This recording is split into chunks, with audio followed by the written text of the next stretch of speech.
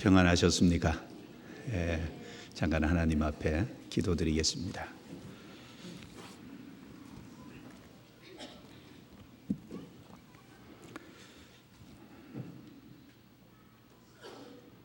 거룩하시고 은혜로우시고 자비로우신 우리 아버지 하나님 감사합니다. 저희를 구원해 주시고 또 산 소망을 주셔서 하나님께 소망을 두고 생을 살게 해 주신 것 감사합니다. 또 오늘 이 시간까지 주의 은혜로 채워주시고 주님의 능력의 말씀으로 우리의 마음을 붙잡아 주시며 우리의 행보를 말씀 위에서 이끌어 주신 은혜를 감사합니다. 이번 주간에 진행되는 많은 집회 가운데 함께해 주옵소서. 홍콩 선교를 출국하신 이요한 목사님 또 홍정현 목사님 일행과 함께해 주시고 홍콩 선교를 잘 마치고 돌아올 수 있도록 또 걸음마다 함께 하셔서 주님 역사를 이룰 수 있도록 도와주시옵소서. 또 전국 여러 곳에 진행되는 모든 집회 가운데 함께해 주옵소서. 또 서울의 강남 또 3번 남대문 집회에 말씀을 전하시는 목사님들께 힘을 주시고 또 참여한 모든 영혼들 하나님을 알고 주께 돌아오도록 도와주옵소서. 또 대천 집회를 나가 계시는 오세일 목사님 함께해 주시고 이번에 주의 역사를 경험할 수 있도록 또 마땅히 해야 할 말을 담대하게 할 수 있도록 도와주옵소서.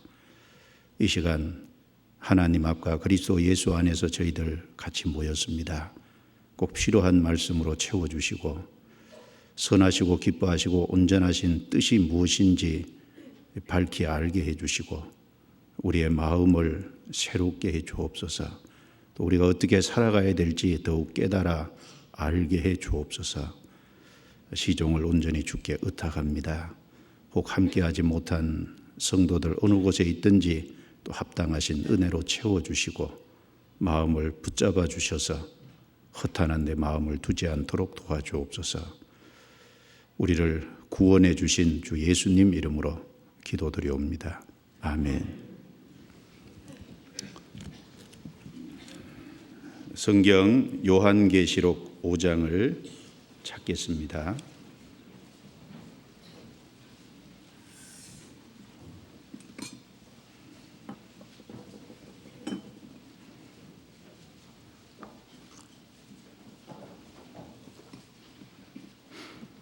요한계시록 5장 7절 말씀부터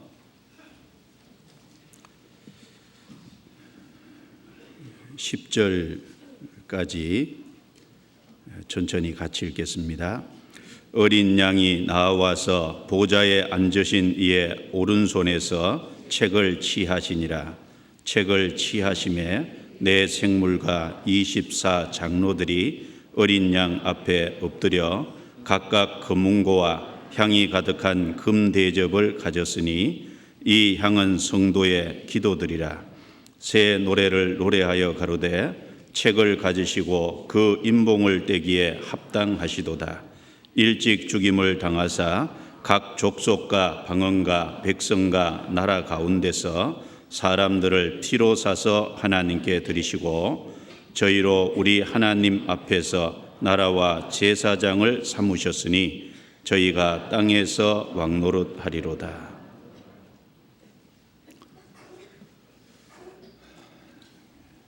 담임 목사님께서는 홍콩 선교 중에 계시고 20일 귀국하십니다. 위에서 기도해 주시기 바랍니다. 그리고 오세일 목사님은 대천 교회에서 집회를 인도하고 계십니다. 또 서울 지역에서도 남대문, 또 강남, 또 군포 지역 직장인 집회가 진행되고 있고 또 교회에서도 소집회가 진행되고 있습니다. 기억하시고 기도로서 함께 주시면 감사하겠습니다. 일본 선교를 잘 다녀왔습니다. 10박 11일 다녀왔는데 이번에 일본 12개 교회 중에 6교회를 방문을 하고 두 군데에서 집회를 했습니다. 동경교회에서 이틀 동안 하루에 3차례씩 전도 집회를 했고, 또 오사카 교회당에서 2박 3일 동안 또 전도 집회를 하고 돌아왔습니다.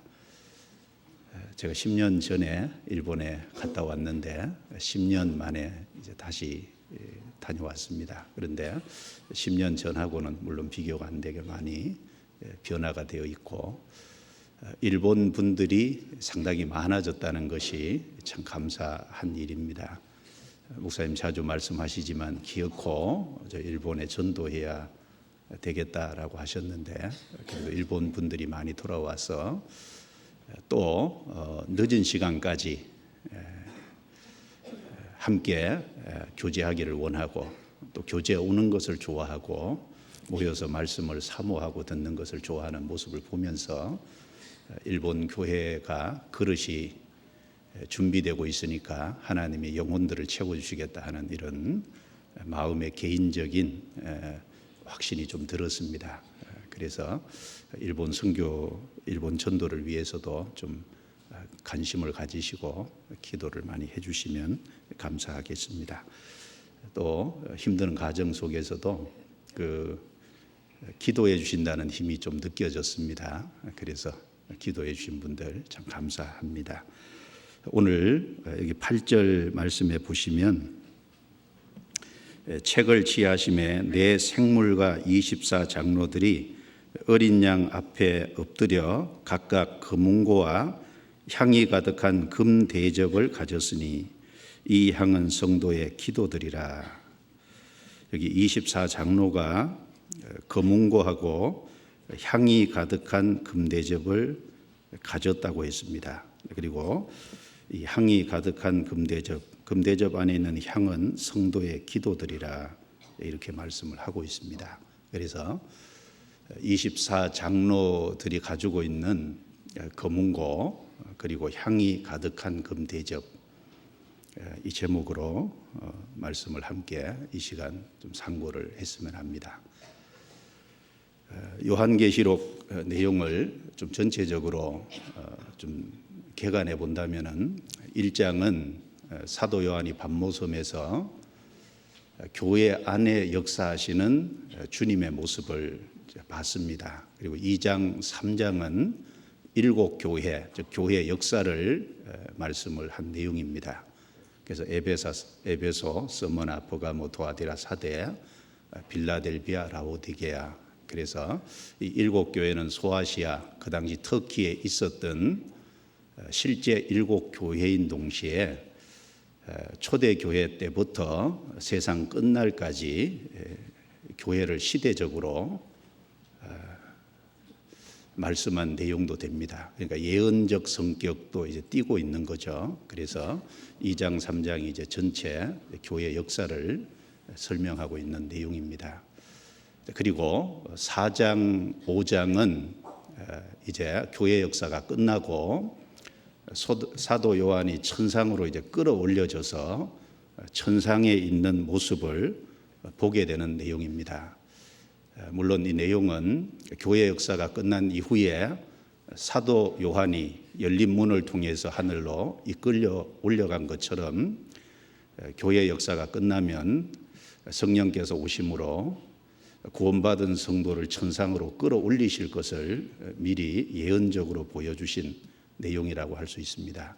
성도들은 잠시 후에 주님 재림하시면 천상으로 끌어올려져서 이 4장과 5장, 바로 이 천상에서 어떤 모습인지 이 모습을 보게 될 겁니다. 그리고 6장부터 19장까지는 7년 환난 속에 있을 내용을 말씀을 한 겁니다. 그리고 19장에 보면은 주님의 지상 재림이 소개되고 있죠. 그리고 20장은 천년왕국, 그리고 21장, 22장은 바로 새하늘과 새 땅, 영원한 천국, 그리고 또 영원한 지옥에 대해서 이제 말씀을 하고 있습니다.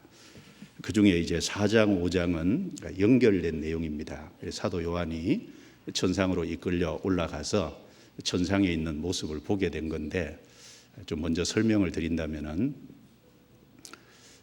하늘에 올라가서 보니까 보좌가 베풀어져 있습니다. 그리고 그 보좌를 둘러서 24장로들이 보좌에 앉아 있습니다. 그리고 천상에는 4 생물이 그 주변에 있었다라고 말합니다. 그리고 이제 5장에 보시면은 그 보좌에 앉으신 분의 오른손에 책이 있는데, 이 책이 안팎으로 써져 있고 7인으로 봉해져 있다라고 했습니다. 힘 있는 천사 하나가 외치기를, 누가 책을 펴며 그 인을 떼기에 합당하냐.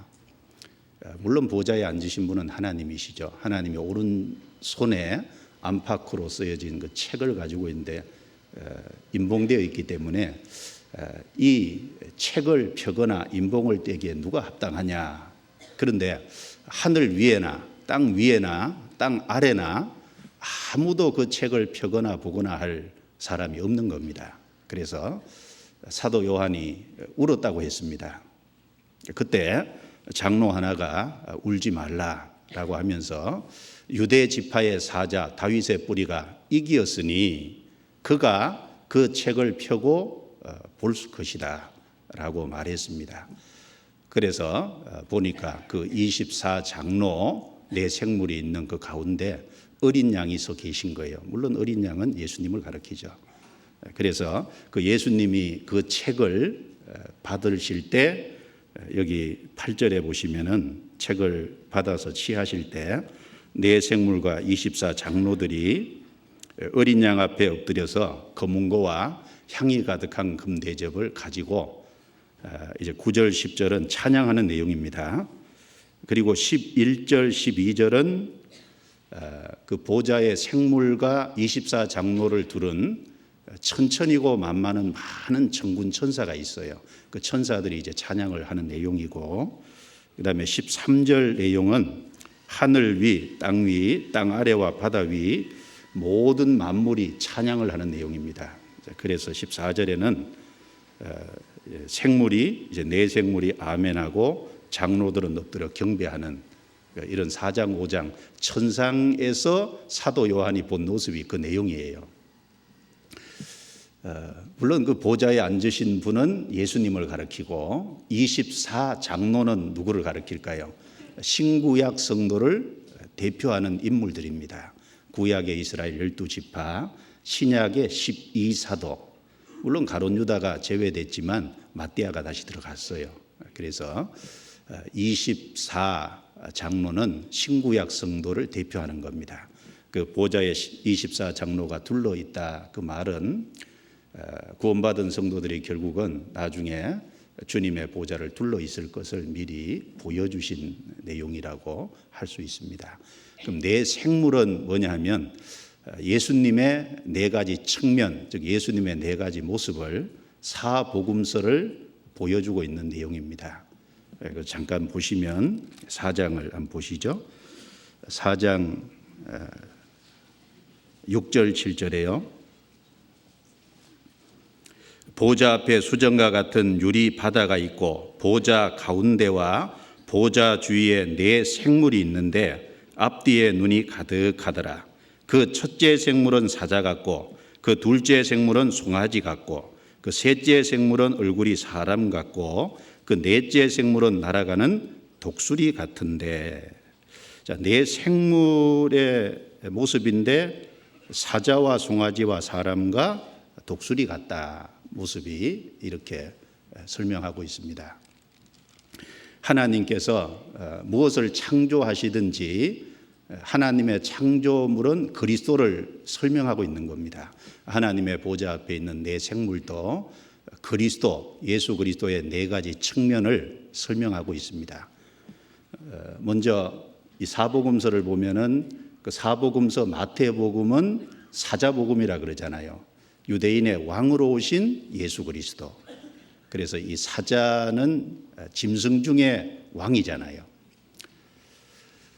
그래서 마태복음을 가르치고 왕으로 오실 예수님을 가르칩니다. 그리고 마가복음은 종의 복음이라 그러죠. 그래서 마가복음을 주로 소에다 비교합니다. 소는 집에서 사람이 기르는 육축을 대표하는 거잖아요.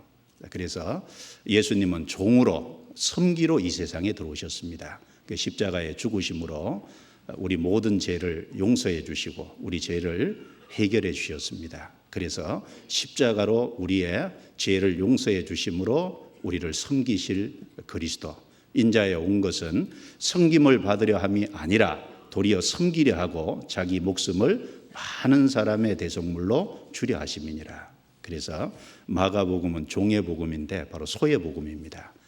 예수님이 종으로 오실 것을 말씀한 거고, 그리고 누가복음은 인자복음, 사람복음이라 그러죠.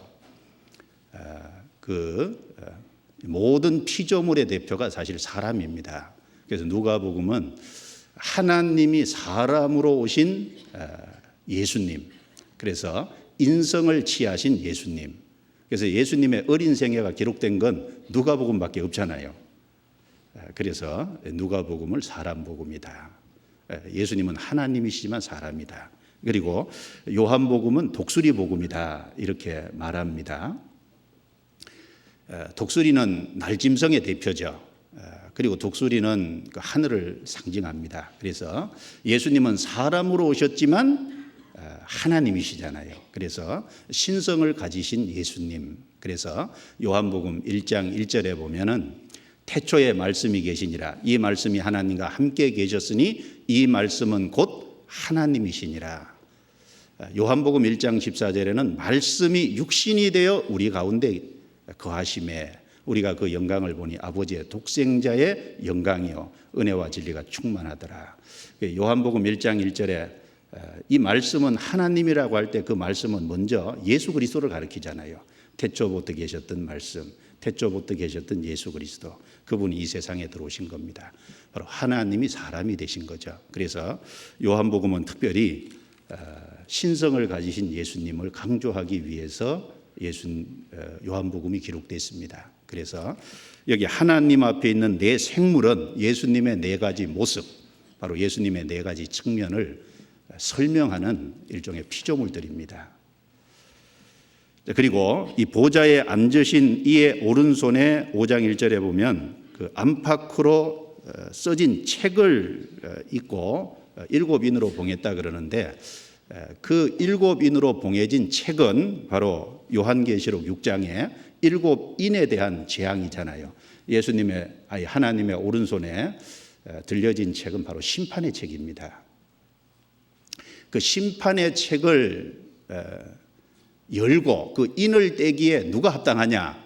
하늘 위에나 땅 위에나 바다 아래나 물 속이나 아무도 없는 거예요.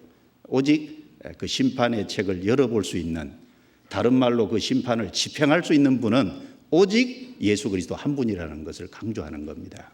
그래서 예수님은 십자가에서 우리의 모든 죄를 해결해 주셨기 때문에 동시에 심판하는 권세도 받으신 거예요. 그래서 구세주시기 때문에 동시에 심판주가 되신 겁니다. 그것을 말씀을 하는 내용입니다. 여기 잠깐 적고 요한복음 5장을 보겠습니다. 요한복음 5장.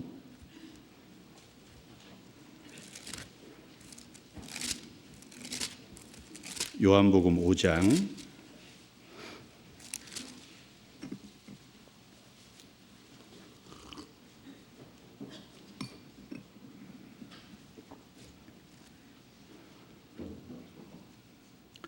5장 26절 27절입니다. 같이 읽겠습니다. 아버지께서 자기 속에 생명이 있음 같이 아들에게도 생명을 주어 그 속에 있게 하셨고 또 인자됨을 인하여 심판하는 권세를 주셨느니라. 요한복음 5장 그 내용에 보면은 21절에 아버지께서 죽은 자들을 일으켜 살리신 같이 아들도 자기의 원하는 자들을 살리느니라. 성부 하나님은 사람을 살릴 수 있는 능력이 있죠. 그 아들도 살린다. 하나님이 살리는 생명을 갖고 계신 것처럼 그 독생자 예수 그리스도께도 살리는 생명을 주셨다는 겁니다. 예수님은 바로 십자가에 죽어서 우리에게 생명을 주시는 통로가 되었습니다. 그렇기 때문에 27절에 인자됨을 인하여 바로 사람으로 오셔서 십자가에 죽어서 우리 죄를 해결하신 구세주기 때문에 심판하는 권세를 주셨느니라. 예수님은 구세주인 동시에 심판하는 권세도 동시에 받은 거예요. 22절, 23절도 같이 읽어보겠습니다. 아버지께서 아무도 심판하지 아니하시고 심판을 다 아들에게 맡기셨으니 이는 모든 사람으로 아버지를 공경하는 것 같이 아들을 공경하게 하려 하심이라.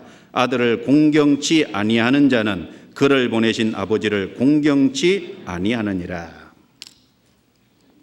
심판하는 권세를 아들에게 맡기신 것은 아버지를 공경하는 것처럼 아들도 공경하게 하기 위하심이라 라고 여기 말씀을 하셨습니다. 그래서 요한계시록 5장에 안팎으로 가득 써진 책, 심판의 책입니다. 7인으로 봉해져 있는 그 책, 그 심판의 책을 열어볼 수 있는, 그 인을 떼실 수 있는 분은 오직 예수 그리스도 한 분밖에 없는 거예요.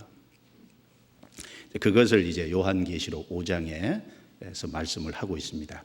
바로 예수님이 그 책을 성부 하나님께로서 받아서 취하셨다는 겁니다. 예수님이 그 책을 취하시고 이제 6장에 넘어가면 그 인을 하나씩 떼시잖아요. 인을 하나씩 떼실 때마다 이 땅에 재앙이 한 것씩 떨어지는 그 내용이 이제 언급되고 있습니다.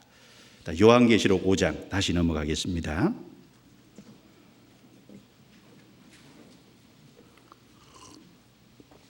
근데 여기 오늘 살펴볼 내용은 8절에 보시면 이 책을 취하심에 네 생물과 24장로들이 어린 양 앞에 엎드려 각각 금은고와 향이 가득한 금 대접을 가졌으니 이 향은 성도의 기도들이라.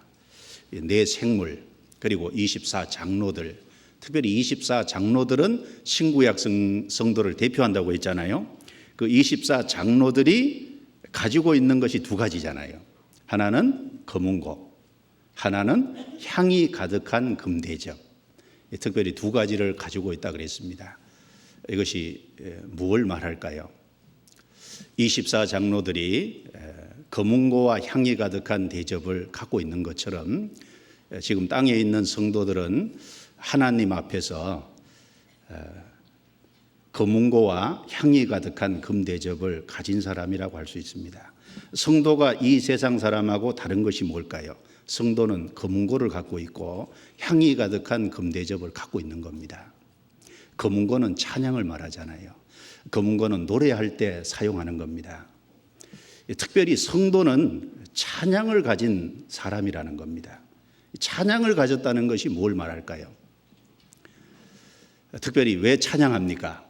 하나님이 우리를 그리스도를 통해서 구원해 주신 그 구속의 은혜를 찬양은 기뻐하고 즐거워하는 거잖아요. 그리고 그 구속의 은혜를 기뻐하고 즐거워하는 동시에 그 구속의 은혜를 감사하는 거잖아요. 그것이 찬양입니다. 그리고 찬양은 동시에 하나님을 높이고 하나님을 경외하고 경배하는 사람의 모습이라고 할 수 있습니다. 특별히 성도는 구원을 받은 사람이기 때문에 기쁨과 즐거움이 있습니다. 성도는 구원을 받은 사람이기 때문에 세상 사람하고 다르게 감사가 있는 삶이 있는 거예요. 성도는 구원을 받은 사람이기 때문에 참으로 하나님을 높이고 하나님 중심의 삶을 살고 하나님을 경외하고 하나님을 경배하는 삶이 있는 겁니다. 그것이 금은고거든요. 그리고 향이 가득한 금대접은 그 안에 향은 성도의 기도들이라고 했으니까 특별히 향이 가득한 금대접은 기도를 말하는 겁니다. 성도가 이 세상 사람하고 다른 것이 뭘까요? 기도가 있잖아요. 이 세상 사람은 의지하고 도움을 바랄 대상이 없지 않습니까? 그 성도는 어려울 적에 의지할 대상이 있잖아요. 내 어려움을 아랠 대상이 있지 않습니까? 어려울 때 도움을 구할 대상이 있잖아요. 기도하는 것은 믿음에서 나오는 행위고 기도하는 것은 의지하고 도움을 구하는 모습이잖아요. 그 성도는 하나님을 향한 믿음이 있는 사람입니다. 성도는 그 하나님 앞에서 하나님을 참으로 의지하고 하나님께 도움을 구하면서 사는 삶. 그래서 자기 주관대로, 자기 멋대로, 자기 힘으로 사는 사람이 아니라 성도는 의지하는 삶을 사는 사람인 거예요. 성도는 도움을 구하는 삶을 사는 사람이라고 할 수 있는 겁니다. 그래서 특별히 성도는 두 가지를 가졌습니다. 검은고와 향이 가득한 금대접. 이것은 우리에게 중요한 것을 여기 가르쳐주고 있다고 생각을 할 수 있습니다. 특별히 여기 이제 검은고는 노래할 때 쓰고, 특별히 하나님께 찬양할 때 신약에 검은고라고 되어 있는데, 이게 구약에 이스라엘 백성들이 하나님께 찬양할 때 사용했던 수금하고 아마 동일한 것일 수도 있을 거예요. 이제 그래서 검은고라고 했는데, 우리 번역의 검은고고 아마 수금 이런 것하고 아마 같은 어떤 악기지 않을까, 이런 생각을 좀 해볼 수 있습니다. 그래서 이 검은고라는 말 속에 즐거워하고 기뻐하는, 감사하는, 하나님을 높이고 경외하고 경배하는 이런 것이 찬양의 모습이잖아요. 몇 군데 한번 찾아보겠습니다. 시편 33편. 시편 33편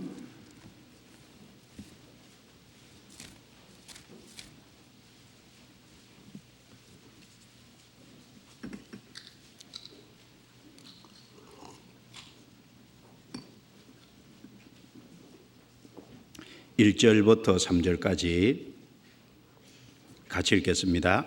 너희 의인들아 여호와를 즐거워하라. 찬송은 정직한 자의 마땅히 할 바로다. 수금으로 여호와께 감사하고 열줄 비파로 찬송할지어다. 새 노래로 그를 노래하며 즐거운 소리로 공교히 연주할지어다. 여기 너희 의인들아, 구원받은 사람이 의인이잖아요. 모든 사람은 아담 안에서 날 때 죄인으로 났습니다. 그래서 의인은 없나니 하나도 없다 그랬습니다. 전도서 7장에도 선을 행하고 죄를 범치 아니하는 의인은 세상에 아주 없느니라. 아담 안에 태어난 모든 사람은 신분이 영적으로 죄인이고 의인이 될 수 없습니다. 그런데 어느 날 우리가 예수님의 속죄를 확실하게 받아들이고 속죄를 경험할 때 이제 그리스도 안에 들어가게 되고, 그리스도 안에 들어간 사람이 의인이잖아요. 구원받은 사람이 의인입니다. 너희 의인들아, 구원받은 사람들아, 이 말이 되겠죠. 여호와를 즐거워하라. 찬송은 정직한 자의 마땅히 할 바로다.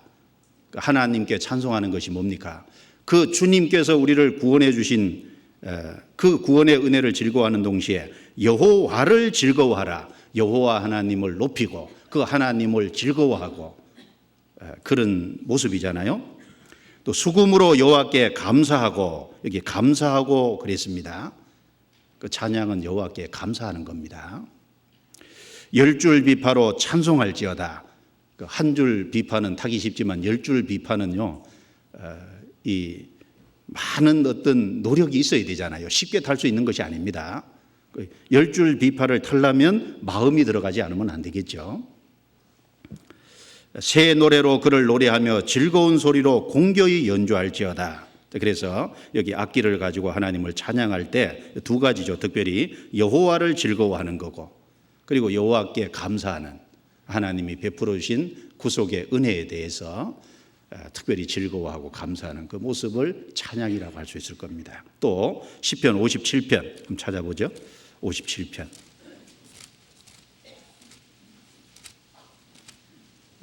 7절부터 10절입니다.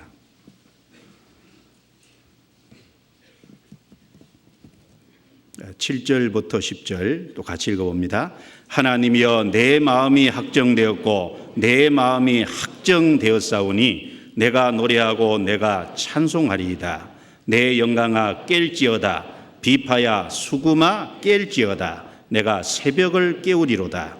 주여, 내가 만민 중에서 주께 감사하오며 열방 중에서 주를 찬송하리이다. 이 시편 기자는 환경이 어려운 가운데서, 지금 환경은 어렵지만 한쪽에서 하나님이 도와주시겠다는 약속이 있잖아요.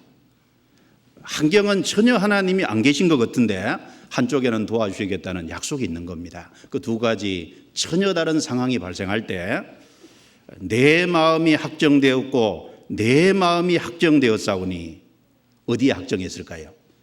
환경에다가 자기 마음을 정하는 게 아니라 하나님의 약속에다가 자기 마음을 정했다는 겁니다. 그리고 자기 마음이 정했기 때문에 하나님께 찬송이 될 수 있죠.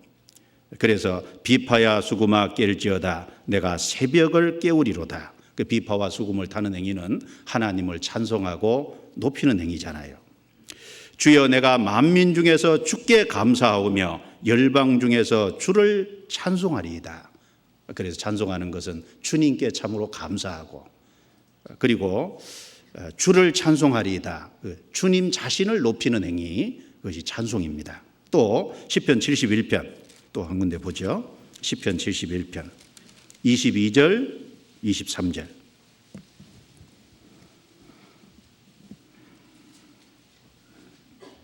(22절) (23절) 같이 읽겠습니다. 나의 하나님이여 내가 또 비파로 주를 찬양하며 주의 성실을 찬양하리이다. 이스라엘의 거룩하신 주여 내가 수금으로 주를 찬양하리이다. 내가 주를 찬양할 때 내 입술이 기뻐 외치며 주께서 구속하신 내 영혼이 즐거워하리이다. 여기에도 주의 성실을 찬양한다고 또 주님을 찬양한다고 했습니다. 수금으로 주를 찬양하리이다. 그리고 참으로 이 시편 기자는 주님을 찬양할 때 거기서 기쁨을 찾고 참으로 주님을 찬양할 때 주께서 구속하신 내 영혼이 즐거워하리이다. 주님을 찬양하는 그 속에서 구원받은 영혼이 즐거워하는 그걸 실제로 시편 기자는 그걸 느낀 겁니다. 그리고 시편 92편 1절부터 3절을 또 보겠습니다.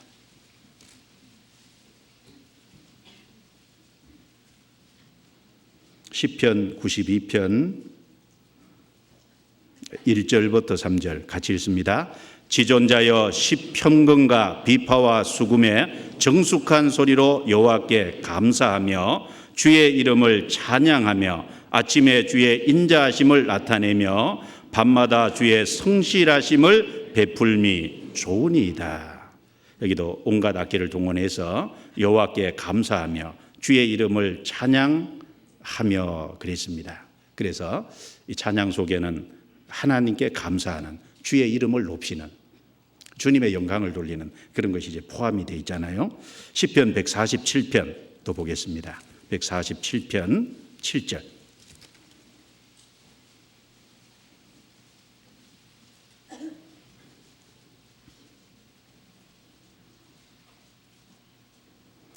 또 같이 읽겠습니다. 감사함으로 여호와께 노래하며 수금으로 하나님께 찬양할지어다. 그래서 여기 찬양 속에 역시 감사가 들어 있습니다. 시편 150편 1절부터 보겠습니다. 할렐루야 그 성소에서 하나님을 찬양하며 그 권능의 공창에서 그를 찬양할지어다. 그의 능하신 행동을 인하여 찬양하며 그의 지극히 강대하심을 쫓아 찬양할지어다. 나팔 소리로 찬양하며 같이 읽습니다. 비파와 수금으로 찬양할지어다. 그래서 2절 3절에 그의 능하신 행동, 그 하나님의 하신 일을 찬양하고 하나님의 지극히 광대하심을 쫓아 찬양할지어다. 우리가 성경에서 보는 하나님은 참 놀라운 역사를 이루죠. 창조와 구속의 역사를 이루신 분입니다. 동시에 그 하나님을 성경에서 접할 때 참으로 광대하신 분이잖아요. 그럴 뿐 아니라 우리 개인의 삶 속에서도 주님이 우리에게 기이한 일을 하셨잖아요. 우리 영혼을 구원하신 일. 그리고 신앙생활하는 가정 속에 살아가면서 주님이 우리 삶 속에 하시는 일을 우리는 경험합니다. 그리고 그 삶 속에 주님이 역사하시는 모습을 경험함으로 말미암아 점점 하나님이 광대하시다는 걸 느껴가잖아요. 그 경험 속에서 알아갑니다. 그래서 그 주님의 능하신 행동, 지극히 강대하심을 찬양하나 여기에도 여러 가지 악기를 동원해서 이 찬양을 하고 있습니다. 그래서 이제 검은고 그러면 이 꼬르는 찬양입니다. 찬양. 24 장로가 특별히 검은고를 가졌다. 성도는 찬양을 가진 사람이라는 겁니다. 맞아요? 안 물어도 되는데 성도는 찬양을 가진 사람입니다. 그럼 내용이 뭐예요? 내용이 지금 말씀드린 것처럼 성도는 참으로 구속받은 그 구속의 은혜가 있잖아요. 자기가 구원받은 일이 있습니다. 그 구원받은 사실을 즐거워하고 기뻐하잖아요. 그 구원받은 사실이 있기 때문에 주님께 감사하잖아요.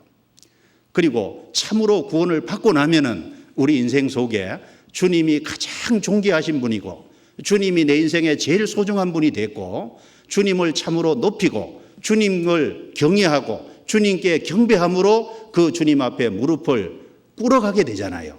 그것이 찬양입니다. 성도는 그런 삶이 있는 사람을 가르쳐서 성도라고 하는 겁니다. 그걸 합쳐서 찬양이라고 할 수 있겠죠. 그 내용이 시편 요한계시록 5장을 보겠습니다. 그 내용이 나와 있지 않습니까? 요한계시록 5장.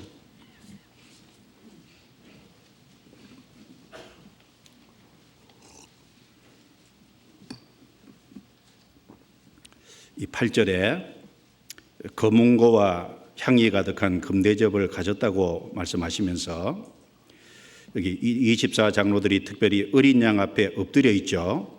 그러면서 9절 10절에 새 노래를 노래합니다. 9절 10절 같이 읽어보죠.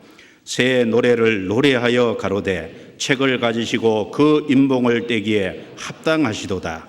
일찍 죽임을 당하사 각 족속과 방언과 백성과 나라 가운데서 사람들을 피로 사서 하나님께 드리시고 저희로 우리 하나님 앞에서 나라와 제사장을 삼으셨으니 저희가 땅에서 왕노릇하리로다. 검은고를 가졌는데 그 검은고로 노래하는 내용이 뭐냐면은 여기 새 노래를 노래하여 가로되 그 새 노래입니다. 구원받지 않은 사람은 헛노래 부르고 있는 거예요. 구원받은 사람은 새 노래를 부르잖아요. 모 교단에서 누구누구를 찬양하는 새 노래, 말도 안 되는 얘기죠. 여기서 그런 새 노래가 아니라 그 새 노래의 내용이 뒤에 나와 있죠. 책을 가지시고 그 인봉을 떼기에 합당하시도다. 정말 주님은 우리를 구원해 죽으셨기 때문에 심판하시기에도 합당하신 거예요. 그 주님을 높이는 얘기잖아요. 새 노래 속에는 주님을 높이는 내용이 나와 있습니다. 그리고 일찍 죽임을 당하사 각 족속과 방언과 백성과 나라 가운데서 사람들을 피로 사서 하나님께 드리시고 피로 우리를 사셨잖아요. 우리 영혼도 값주고 사시고 우리 육신도 값주고 사셨습니다. 그래서 고린도전서 6장 19절 20절에 보면은 너희는 값으로 산 것이 되었으니 그런즉 너희 몸으로 하나님께 영광을 돌리라. 우리 영혼만 산 게 아니라 우리 자체를 산 거예요. 우리 육신도 샀기 때문에 주님이 재림하실 때 우리 몸도 부활시켜서 데려가시잖아요. 각 족속과 방언과 백성과 나라는 온 세상이지 않습니까? 사람들을 피로 사서 하나님께 드리시고 우리에게 해주신 일은 우리를 피로 값주고 사셔서 주님의 자녀가 되게 하고 주님 것이 되기로 했잖아요. 우리를 구원해 주셨잖아요. 그 새 노래 내용 속에는 그 내용이 들어있죠. 그리고 저희로 우리 하나님 앞에서 나라와 제사장을 삼으셨으니 구원받은 후 우리가 하나님의 나라가 됐습니다. 하나님의 나라는 여기 있다 저기 있다 못하나니 하나님의 나라는 너희 속에 있느니라 예수님 말씀하셨습니다. 한 사람이 예수님을 인생 속에 받아들일 때 참으로 속죄를 받아들이고 주님의 피로 내 죄를 용서했다는 사실을 받아들일 때 성령이 우리 속에 오시잖아요. 그래서 우리 속에 하나님의 나라가 이루어집니다. 하나님의 나라가 이루어진 사람이 썩지 않고 더럽지 않고 쇠하지 아니하는 그 하나님의 나라에 실제 들어가잖아요. 그 하나님의 나라에 참여할 백성이 되는 겁니다. 그리고 제사장이 됐다는 것은 이 세상에서 남은 생에 주님을 섬기는 제사장이 됐잖아요. 그리고 로마서에 말씀한 것처럼 복음의 제사장이라고 그랬습니다. 구원받은 사람은 잃어진 영혼을 주님께 인도해서 그 영혼이 구원받게 함으로 그 영혼을 주님께 제물로 드리는 복음의 제사장이잖아요. 그래서 구원받음으로 우리의 신분을 높여주시고 우리를 제사장으로 삼아주신, 정말 우리의 생애에 보람된 삶을 살 수 있도록, 인생을 가치 있는 인생이 될 수 있도록 주님이 우리를 그렇게 해주셨잖아요. 그리고 저희가 땅에서 왕노릇하리로다. 잠시 후에 주님이 재림하시면은 이 세상을 재창조해서 1000년 동안 다스리잖아요. 그 1000년 동안 실제로 왕노릇하는 그 일이 우리에게 약속해 주신 겁니다. 그러니까 이 새 노래 속에는 먼저 주님을 높이는 내용이 나와 있고, 새 노래 속에는 우리 영혼을 구원하신 내용이 나와 있고, 우리 구원받은 이후에 우리의 남은 생을 인도하시는기 때문에 그 내용이 찬양 속에 들어가 있고, 그리고 우리에게 주신 소망이 들어있잖아요. 그래서 이 새 노래의 내용은 구원받음으로 인해서 기뻐하고 즐거워하고 감사하는, 그리고 주님을 높이고 주님을 참으로 경외하고 경배하는 그런 내용이 찬양입니다. 요한계시록, 죄송합니다. 자꾸 헛말이 나가네. 요한계시록 15장.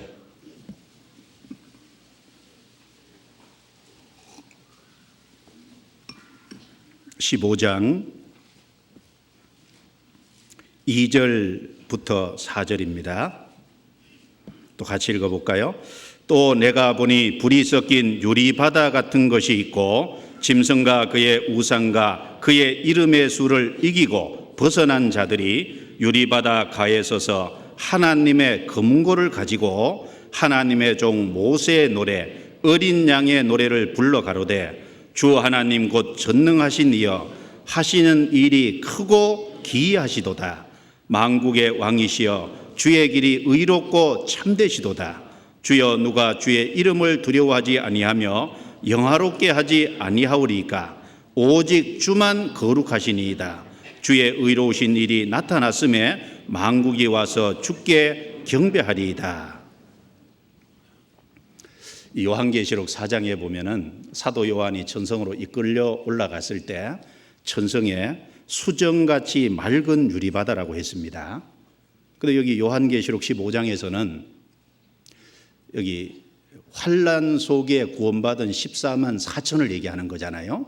이 14만 4천이 노래를 하는데 불이 섞인 유리바다 같은 것이 있고, 요한계시록 4장에 교회 역사를 통과하고 들림받은 사람은 수정같이 맑은 유리바다라 그랬는데 여기서는 불이 섞인 유리바다라 그랬습니다.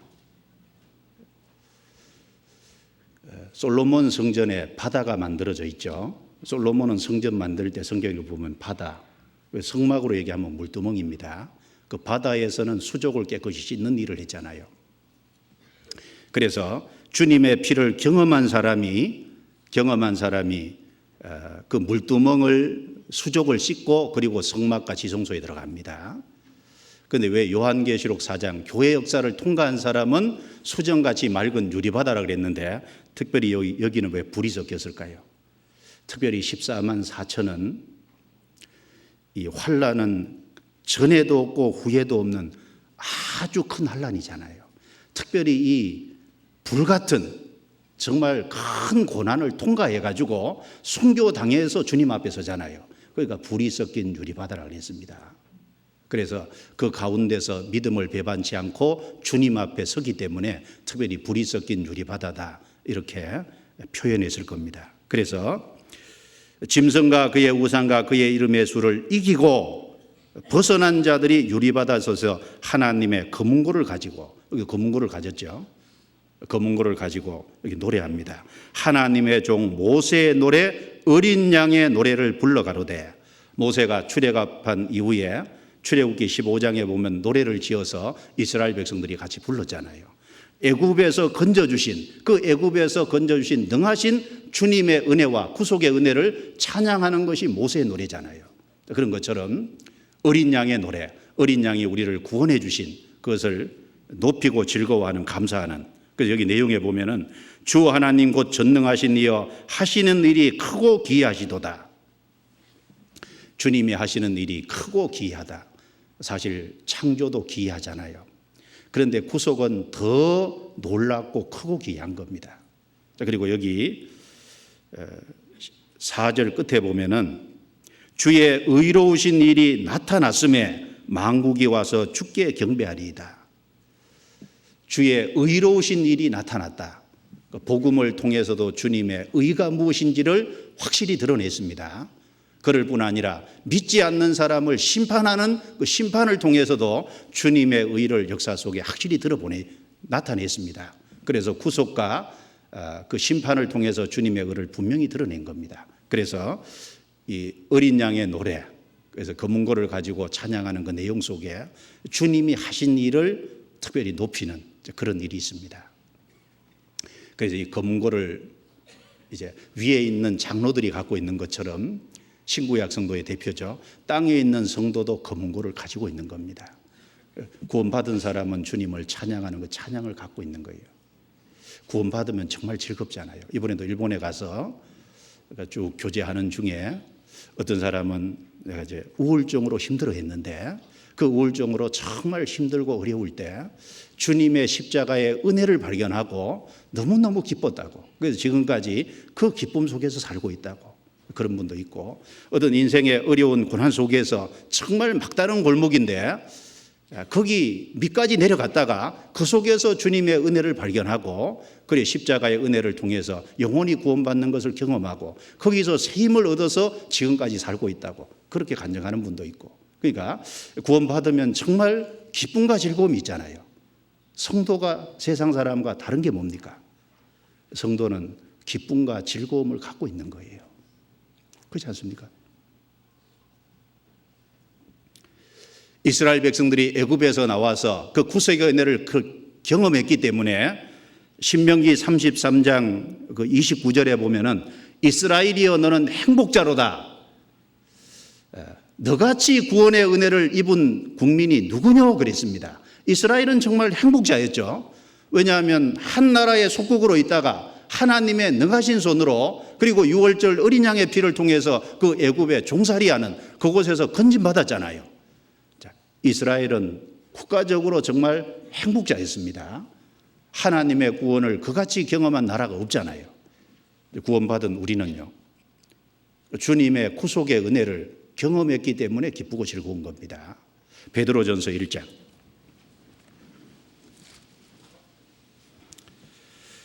8절 9절입니다. 8절 9절.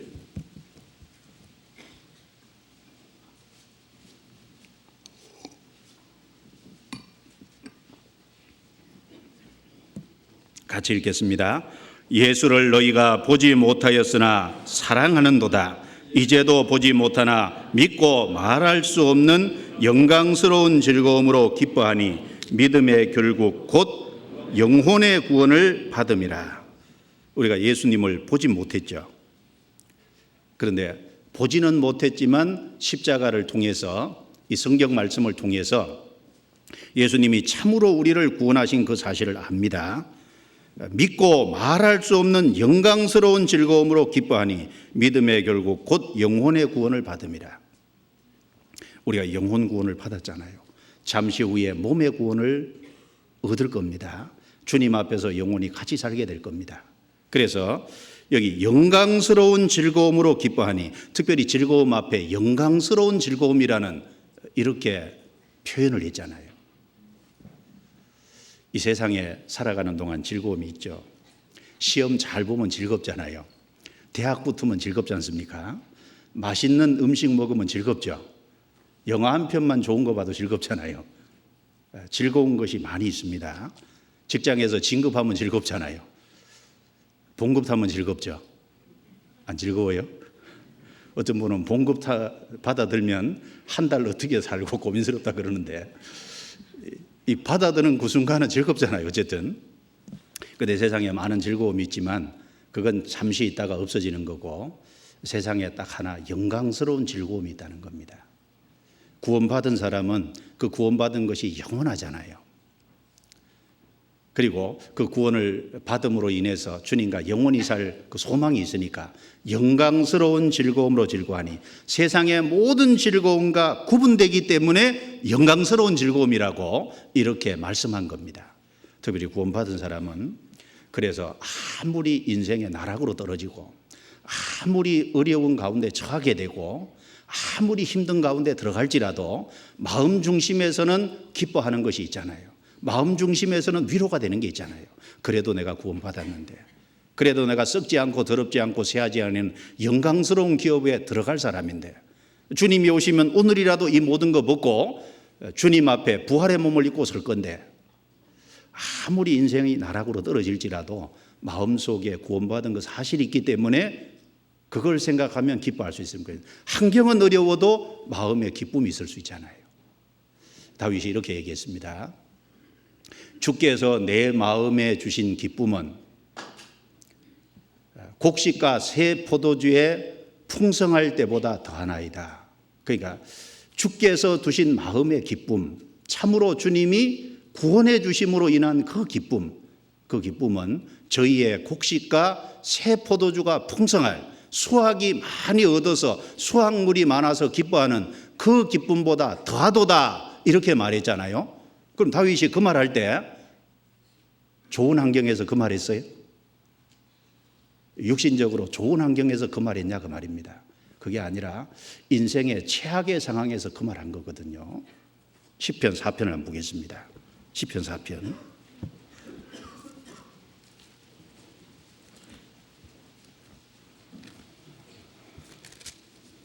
시편 4편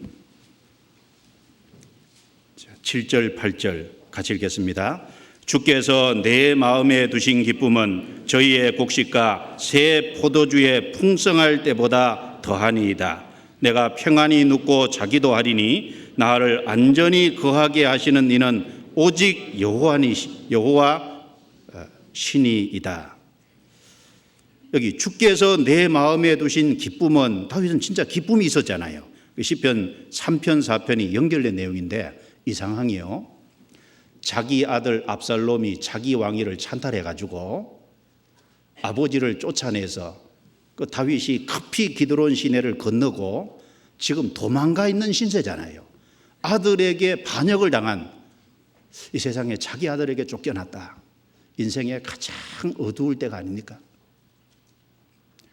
그래서 사람들이 압살롬 편에 이스라엘 백성들이 쫙 마음이 기울어서 압살롬을 정점으로 해서 이스라엘 백성들이 다윗을 대적하고 있는 상황이잖아요. 그리고 잘못하면 죽을 수 있는 상황입니다. 그래서 앞에 3장에 보시면은 1절에 여호와여 나의 대적이 어찌 그리 많은지요 일어나 나를 치는 자가 만소이다. 많은 사람이 있어 나를 가르쳐 말하기를 저는 하나님께 도움을 얻지 못한다 하나이다. 6절에 천만인이 나를 둘러치려 하여도 나는 두려워 아니하리이다. 여호와여 일어나소서. 나의 대적이 어찌 그리 많은지요. 이스라엘 백성들이 압살롬에게 딱 속해가지고 자기를 대적하고 있잖아요. 천만인이 나를 둘러치려 하여도, 다윗에 따르는 사람은 적고 대부분은 압살롬에게로 돌아갔습니다. 그 위급한 상황, 가장 힘든 상황, 그 상황에서 주께서 내 마음에 두신 기쁨은, 이렇게 고백하고 있잖아요. 그 상황에서도 기쁨이 있었다고 말하지 않습니까? 그게 성도잖아요. 성도는 검은고를 가지고 있는 겁니다. 성도는 기쁨과 즐거움을 갖고 있는 거예요. 하박국도 가장 어려운 상황에서 아무것도 없어도 하나님을 즐거워한다고, 그것도 가장 어려운 상황에서 한 말이거든요. 평안할 때는 누구든지 그 말을 할 수 있죠. 하박국서 3장 한번 넘겨보겠습니다. 하박국서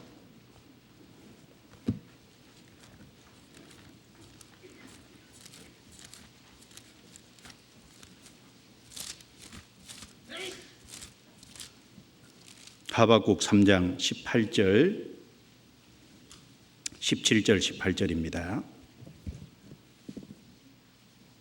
같이 읽겠습니다.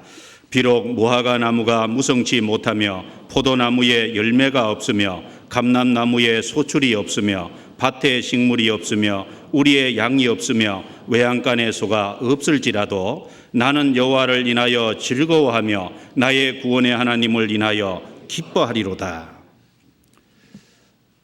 여기 무화과 나무가 무성치 못하고 포도나무에 열매가 없고 감람나무에 소출이 없고 밭에 식물이 없고 우리의 양이 없고 양간에 소가 없고 아무것도 없어요. 우리 집도 없고 자동차도 없고 집에 세탁기도 없고 요즘 세탁기 다 있죠. 자, 아무것도 없어도 나는 여호와를 인하여 즐거워하며 나의 구원의 하나님을 인하여 기뻐하리로다. 그럼 하박국 선지자가 이같이 간증할 수 있었던 이때가 언제일까요? 이때가 바벨론이 쳐들어와서 이스라엘을 완전히 멸망시킬 것을 하나님께 들음으로 인해서 이 하박국이 뼈가 떨렸다 그랬잖아요. 이스라엘이 바로 망할 것을 눈앞에 두고 이 말 한 겁니다. 하나님의 말씀이 진리니까 하나님의 말씀대로 그대로 이루어지는데 이스라엘이 항폐되고 예루살렘 성전은 붕괴되고 이스라엘 사람들은 바벨론으로 포로 잡혀가고 이런 것이 기정사실이 돼서 이것이 눈앞에 바로 닥쳐왔을 때 그 상황에서 심장이 떨리는 그 소리를 듣고 그 앞에서 이런 말 한 거잖아요. 가장 어려운 시기에 가장 어떤 인생의 흉한 소식을 들을 때 이 말 한 겁니다.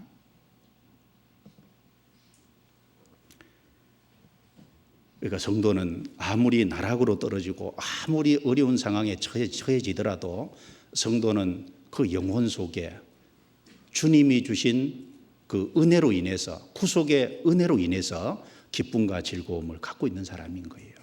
그건 누구도 빼앗아갈 수 없거든요. 그리고 성도는 참으로 감사를 갖고 있는 사람이잖아요. 그 구원해 주신 주님을 향한 감사가 있는 사람이 성도입니다. 검문고가 있는 겁니다. 성도 시편 50편을 보겠습니다. 시편 50편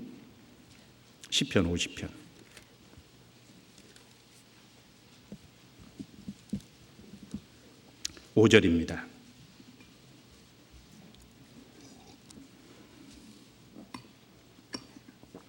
시편 50편 5절 같이 읽습니다. 이르시되 나의 성도를 내 앞에 모으라 곧 제사로 나와 언약한 자니라 하시도다. 이 장례식 발인식 가면은 이 구절이 참 늘 생각나는데요. 여기 나의 성도를 내 앞에 모으라. 여기 성도라는 단어가 나옵니다. 성도가 누굴까요? 곧 제사로 나와 언약한 자니라. 누가 성도냐 하면은 제사로 주님과 언약이 맺어진 사람, 제사로 주님과 언약 관계에 들어간 사람, 그 사람이 성도입니다. 여기 무슨 제사겠어요? 피제사, 십자가의 제사로 주님이 모든 죄를 다 용서해 주시고 그 속죄의 사실을 확실히 경험함으로 인해서 주님과 참으로 언약이 맺어진, 하나님은 아버지가 되고 그 아들이 된 사람, 그리고 산 소망을 받기로 약속이 된 사람, 그 언약이 이루어진 사람이잖아요. 그 성도는 제사로 나와 언약한 자니라. 십자가의 피제사로 주님과 언약이 이루어진 사람입니다. 그러니까 장례식에 갔을 때 영정 앞에요, 누구 성도 누구 성도라는 단어를 보면 그렇게 반갑잖아요. 권사 누구 별로 안 반갑죠. 목사 누구 목사가 중요한 게 아니라 정말 성도가 되고 죽음을 넘어갔냐, 성도가 되지 못한 상황에서 죽음을 넘어갔냐. 어떤 사람은 성도라고 써놨는데 진짜 성도가 아닌 경우도 있죠. 거기다 성도라고 써놨지만 진짜 제사로 언약한 그런 경험이 없는 사람도 있습니다. 여기 나의 성도를 내 앞에 모으라. 구약은 이스라엘 민족이 하나님 앞에 성도였습니다. 그러니까 이제 유월절 양의 피를 경험하고 나왔기 때문에 이스라엘 민족이 성도잖아요. 성도를 시내산 앞에 모았잖아요. 필요할 때마다 성도를 이스라엘 민족을 모으셨잖아요. 그리고 주님께서는 지금 이 땅에서 성도를 내 앞에 모으라. 주님은 교회에 계시잖아요. 구원받은 사람을 교회 안으로 모으시잖아요. 교제 안으로 모으시는 일을 하잖아요. 그리고 잠시 후에 주님이 오시면은 구원받은 성도를 저 위에 주님 중심으로 다 모으잖아요. 땅에서도 모으고 위에서도 모읍니다. 나의 성도를 내 앞에 모으라. 주님은 성도를 모으시는 일을 하는 거예요. 성도를 해치는 것은 마귀가 하는 거죠. 교제를 깨는 것은, 연합을 깨는 것은 사탄이 하는 일입니다.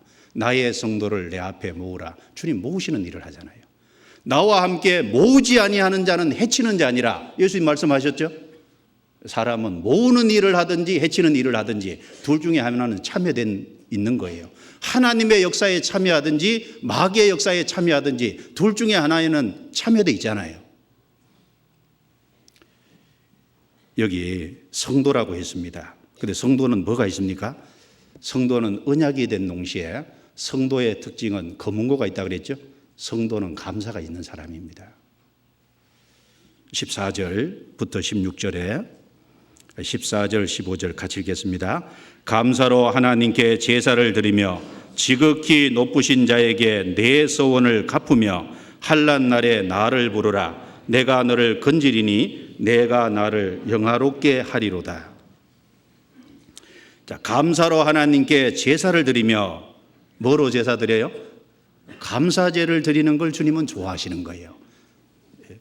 구원받은 그 구속의 은혜에 대해서 감사하는, 하나님이 삶 속에 인도해 하시는 것에 대해서 감사하는, 주님이 공급해 주시는 것에 대해서 감사하는, 우리는 구원의 은혜뿐 아니라 삶 속에 주님의 인도하심을 받고 삽니다. 그래서 감사로 하나님께 제사를 드리며, 구원받은 사람은 감사가 있잖아요. 지극히 높으신 자에게 내 소원을 갚으며, 구원받은 사람은 감사가 있기 때문에, 기쁨과 즐거움이 있기 때문에 주님 앞에 이렇게 살겠습니다. 그 소원이 있잖아요. 그 소원하고 그 소원을 갚아가는 삶이잖아요. 구원받으면 주님 뜻대로 살고 싶은 마음이 올라오잖아요. 올라오니까 소원할 수밖에 없거든요. 소원하고 또 그 삶을 살아가요. 그리고 환난 날에 나를 부르라. 그렇게 살아가는 사람이, 인생은 구원받고 살아가도 환난이 있잖아요. 그런 사람이 환난 날에 주님을 부릅니다. 주님의 도움을 요청하는 거예요. 그러면 주님께서 그 가운데서 그 사람을 건져주셔서 내가 나를 영화롭게 하리로다. 그 사람의 삶을 통해서 하나님의 영광이 드러나는 거예요. 환난 날에 주님의 도움을 의지하고 주님이 그 사람을 건져주시면 그 사람의 삶 속에 주님이 어떤 분인, 주님의 역사가 나타나잖아요. 그 사람의 삶을 통해서 주님이 영광스럽게 되는 겁니다. 시작이 감사입니다. 성도는 제사로 언약이 된 사람이고 성도는 감사가 있는 사람입니다. 23절 같이 읽겠습니다. 감사로 제사를 드리는 자가 나를 영화롭게 하나니 그 행위를 옳게 하는 자에게 내가 하나님의 구원을 보이리라. 여기 구원을 보이리라는 건 주님이 그 사람에게 주님의 역사를 나타내 보이시겠다. 주님이 그 사람 속에 일하시겠다 그 말입니다. 그래서 감사로 제사를 드리는 자가 하나님을 영화롭게 한다.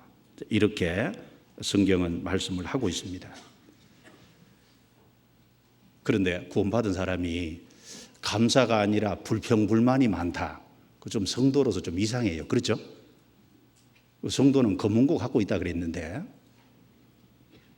어떻게 불평불만을 더 많이 가질 수 있어요? 성도는 감사를 가진 사람입니다. 검은고 가진 사람이잖아요.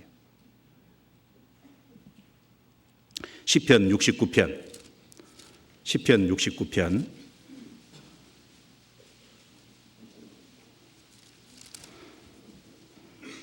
30절 31절입니다. 30절 31절 같이 읽어보겠습니다. 내가 노래로 하나님의 이름을 찬송하며 감사함으로 하나님을 광대하시다 하리니 이것이 소 곧 뿔과 굽이 있는 항소를 드림보다 여호와를 더욱 기쁘시게 함이 될 것이라. 여기 내가 노래로 하나님의 이름을 찬송하며 감사함으로 하나님을 광대하시다 하리니, 감사함으로 하나님을 높이는 그런 사람이 항소를 드리는 그것보다 주님을 더욱 기쁘시게 할 수 있다. 감사드리는 사람이 주님을 기쁘시게 할 수 있는 거예요. 주님은 감사를 기쁘게 받으시는 겁니다. 그 감사가 제사잖아요. 시편 107편입니다. 107편 21절 22절입니다.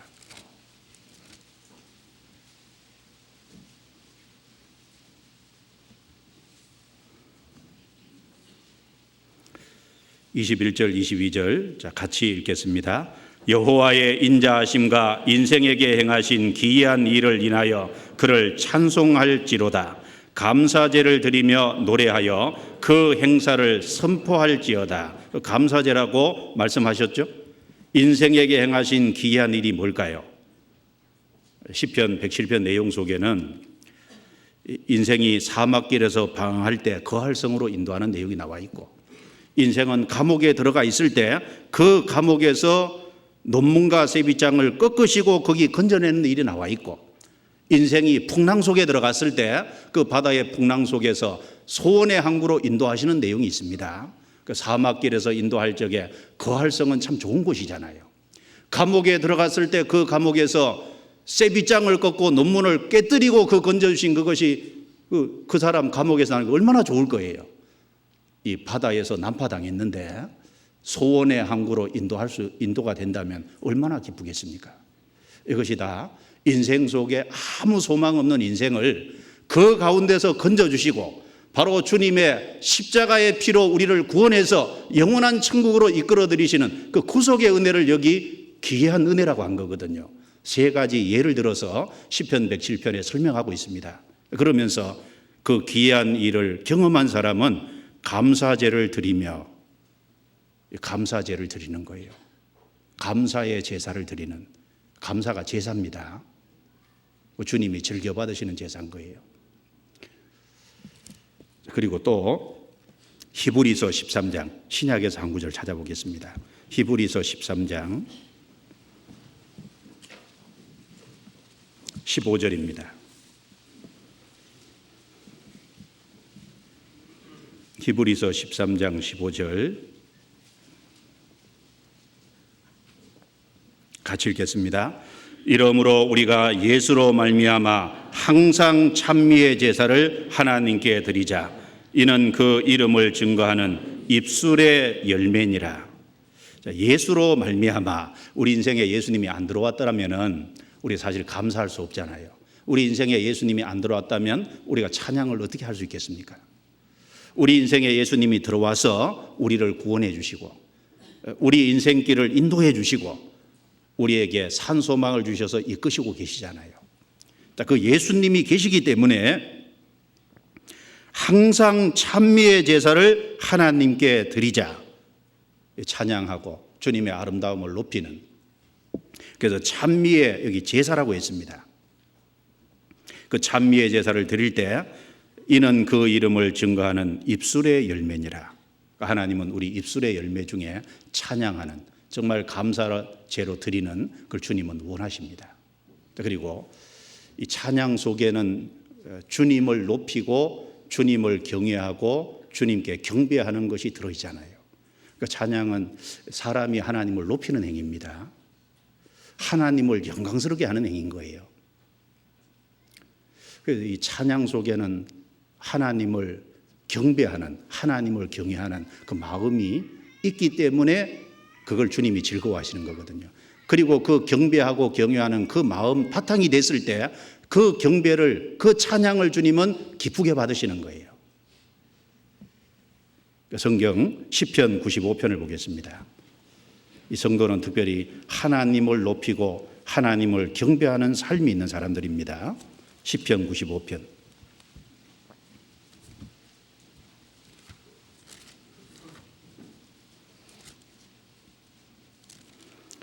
시편 95편 1절부터 6절까지를 제가 읽어보겠습니다. 오라 우리가 여호와께 노래하며 우리 구원의 반석을 향하여 즐거이 부르자. 우리가 감사함으로 그 앞에 나아가며 시로 그를 향하여 즐거이 부르자. 대저 여호와는 크신 하나님이시여 모든 신 위에 크신 왕이시로다. 땅의 깊은 곳이 그 위에 있으며 산들의 높은 것도 그의 것이로다. 바다가 그의 것이라. 그가 만드셨고 육지도 그의 손이 지으셨도다. 6절은 같이 읽습니다.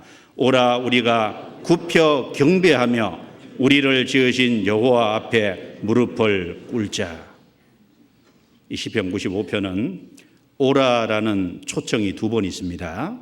1절에 오라, 먼저는 어디로 오라고 하냐면 우리가 여호와께 노래하며 우리 구원의 반석을 향하여 즐거이 부르자. 먼저는 주님이 구원을 위해서 인생을 오라고 하십니다. 사람을 하나님이 가장 먼저 구원의 자리로 초청하시잖아요. 구원의 반석이라고 있습니다. 구원의 반석 대신 주님 앞으로 인생은 첫 번째 나와야 됩니다. 구원의 반석으로 나온 그 인생은, 즉 구속받은 인생은 그 다음 어디로 나아가야 될까요? 무릎을 꿇는 자리로 나아가야 되는 거예요. 그러니까 경배하는 쪽으로 나아가야 됩니다. 6절을 보시면 오라, 여기 초청이 또 있죠. 우리가 굽혀 경배하며 우리를 지으신 여호와 앞에 꿇자. 뭐를 꿇자고요? 무릎을 꿇자. 무릎을 꿇는 건 경배잖아요. 구원받은 사람의 특징은 주님을 높인다는 것이 특징입니다. 구원받은 사람의 특징은 주님을 높이고 자기는 주님 앞에 내려온다는 것이 특징이에요.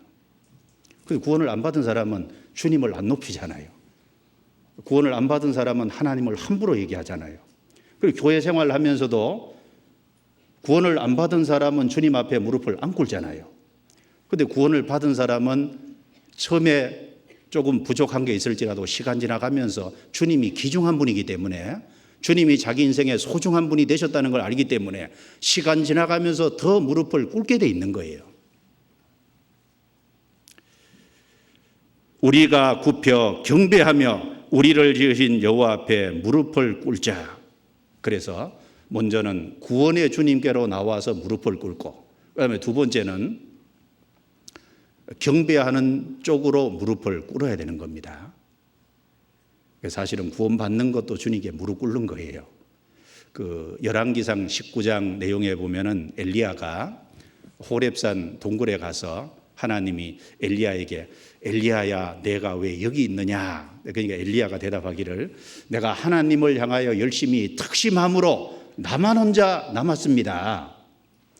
그리고 이세벨이 나의 목숨도 취하려고 하는데 내가 도망오는 게 당연하지 않습니까? 이 말입니다. 그런데 하나님께서 엘리야에게 음성으로 자신을 계시하시면서 그리고 앞으로 행할 것을 가르쳐 주시고, 그리고 열왕기상 19장 18절에 보면은 내가 바알에게 무릎 꿇지 않은 7,000명을 남겨뒀다. 너 혼자라고? 아니다. 내가 바알에게 무릎 꿇지 않은 7,000명, 바알에게 입술 맞추지 않은 7,000명 남겨뒀다. 그 7,000명은 뭐예요? 하나님께 속한 사람이거든요. 하나님께 속한 사람, 하나님이 7,000명 남겨놨던 거예요. 거기서 이제 바알에게 무릎 꿇고 바알에게 입 맞춘다는 건 바알의 사람이 되는 거죠. 그러면 바알에게 무릎 꿇고 바알에게 입 안 맞췄다는 건 하나님께 무릎 꿇고 하나님께 입 맞췄다는 얘기인데, 엘리야 같은 역시 열심을 얻더라도 그래도 적어도 하나님께 무릎 꿇고 하나님께 입 맞춘 7,000명이 있었던 거예요. 이건 구원받는 것도 무릎 꿇는 겁니다. 구원받는 건 주님과 입 맞추는 거죠. 구원받은 이후에 우리는 경배하는 쪽으로 나아가야 됩니다.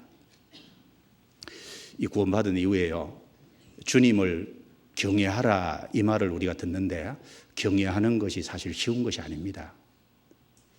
주님을 공경하고 주님을 두려워하는 것이 경외인데 주님 앞에 무릎을 꿇는 것이 경배잖아요. 주님은 그런데 어떤 걸 경배라고 할까요? 어떤 걸 경외라고 할까요? 모든 것보다 주님을 더 두려워한다면은, 주님을 가장 두려워하는 사람이라면 그 사람은 참된 경배가 된 겁니다. 그리고 모든 것보다 주님을 가장 소중하게 여기고 모든 것보다 주님을 가장 높이는 사람이라면 그 사람은 참된 경배가 된 겁니다. 성경에 참된 경외와 경배의 모습이 여러 가지 나와 있죠. 예를 들면은 출애굽기 1장입니다. 찾아보겠습니다.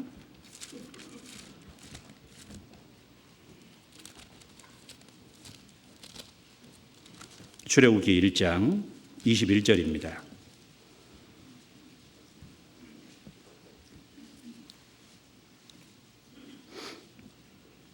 1장 17절을 같이 읽습니다. 그러나 산파들이 하나님을 두려워하여 애굽 왕의 명을 어기고 남자를 살린지라. 21절도 같이 읽습니다. 산파는 하나님을 경외하였으므로 하나님이 그들의 집을 왕성케 하신지라. 이스라엘 백성들이 애굽에 종살이 할 적에 이 애굽 왕이 히브리 산파 십부라 하고 부하라는 두 여자를 불러서 이스라엘 여인들이 아기 낳을 때 여자거든 살리고 남자애든 죽이라, 이렇게 애굽 왕이 명을 내렸습니다. 그 당시에 애굽 왕은 사람을 죽이고 살릴 수 있는 그것을 갖고 있잖아요. 그런데 이 히브리 산파들이 하나님을 두려워하여 애굽 왕의 명을 어기고 남자를 살렸다 그랬습니다. 그런데 하나님은 21절에 그걸 가르쳐서 산파는 하나님을 경외하였으므로 하나님이 그들의 집을 왕성케 하신지라, 그걸 경외라고 했습니다. 이 산파들이 참된 경외, 참된 경배가 뭔지를 보여준 거예요. 애굽 왕을 두려워하는 것보다 하나님을 더 두려워한 거죠. 하나님을 가장 두려워했다 그 말입니다. 우리 참된 경배잖아요. 우리 살아가면서 두려운 사람들이 꽤 있잖아요. 전도하다 보면은 어떤 사람은 부모 두려워서 잘 못합니다. 어떤 사람은 사람이 두렵죠. 어떤 사람은 이런저런 환경이 두렵습니다. 그런데 모든 것보다 주님을 가장 두려워할 수 있으면 사람의 명도 하나님의 뜻에 합당치 않으면 안 받을 수 있는 거예요. 그렇죠? 하나님을 산파들이 두려워했다는 것은 애굽 왕보다 더 두려워했다 그 말이잖아요. 애굽 왕이 죽이면 죽겠다는 각오한 거지 않습니까? 바벨론 제국의 다니엘의 세 친구는 금신상에 절하지 않으면 불뭇불에 집어넣는다고 할 때 끝까지 그 왕의 명령을 거절했습니다. 그 말은 왕의 명령보다 하나님 더 두려워한 거잖아요. 그 참된 경외, 경배의 모습입니다. 그리고 창세기 22장을 보겠습니다. 창세기 22장 12절입니다. 12절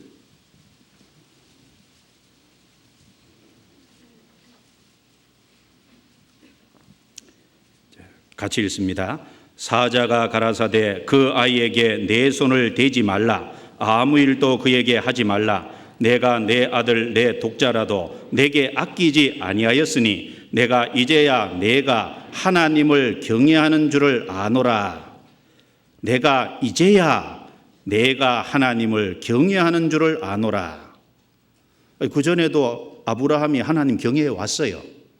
그런데 하나님께서 이 아브라함이 독자 이삭을 드리라고 할 때, 하나님이 아브라함에게 독자 이삭을 드리라고 할 때 아브라함이 그걸 드렸고, 그리고 하나님은 그걸 멈추시고 죽이려고 실제로 했잖아요. 근데 하나님 멈추시고, 내가 이제야, 아브라함에게 가장 존귀한 존재는 100살에 난 이삭이잖아요. 이삭을 하나님께 그대로 말씀에 드리라고 할 때 순종했을 때 아브라함의 마음이 어떨까요? 이삭은 자기에게 가장 육신적으로 소중하지만 하나님 없는 이삭은 존재할 수 없잖아요. 이삭을 하나님이 줬거든요. 100살에. 모든 것이 경수가 다 끊어진 상황, 아브라함이 늙어서 자식 낳을 수 없는 그 상황에서 하나님이 주셨기 때문에 이삭이 귀하지만 하나님 없는 이삭은 생각할 수 없잖아요. 이삭보다 하나님이 더 소중했잖아요. 그 드리라고 할 때 드렸습니다.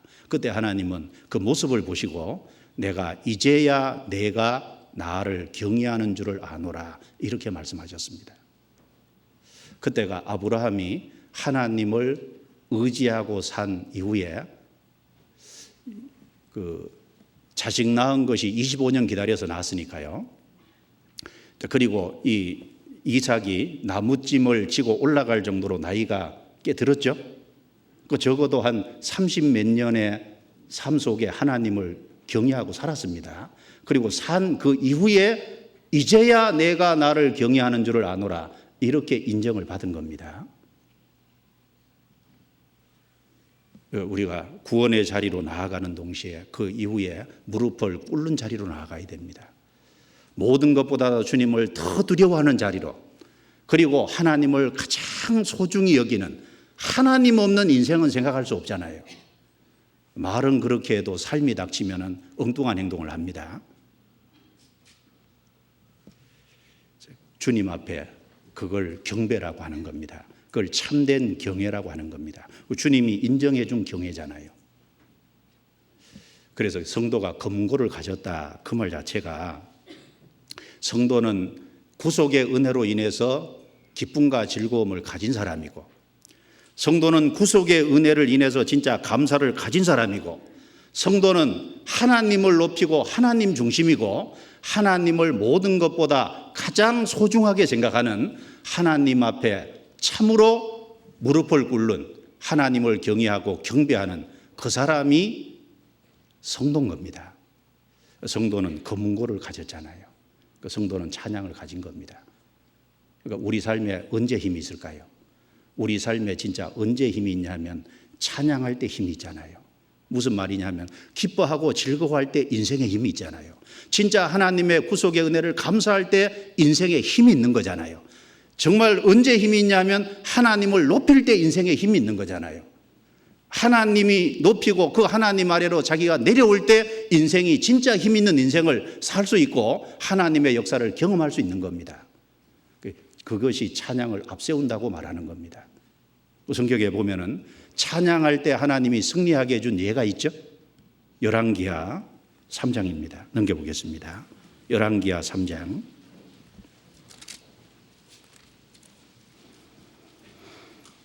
15절부터 17절입니다.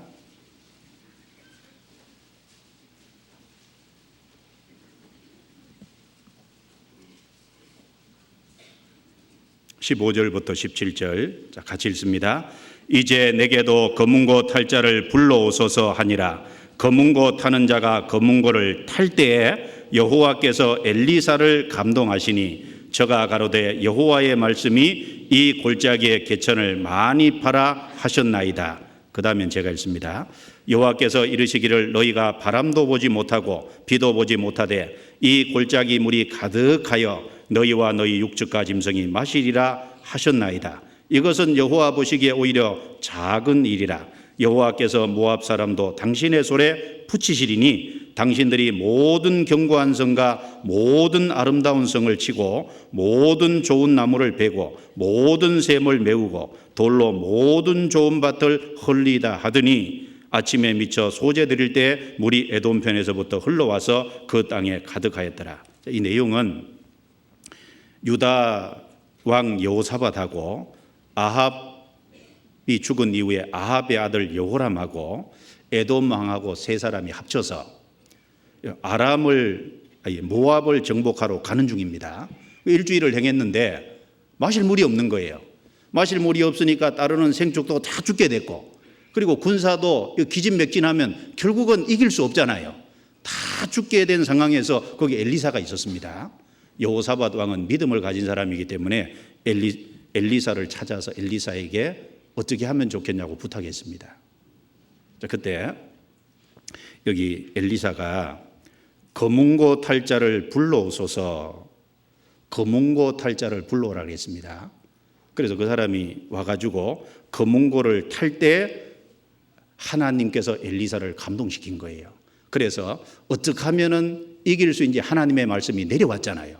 그래서 이 골짜기에 개천을 많이 파라. 바람도 안 불고 비도 안 오고 구름도 없는데 많이 파면 하나님이 도와주리라는 겁니다.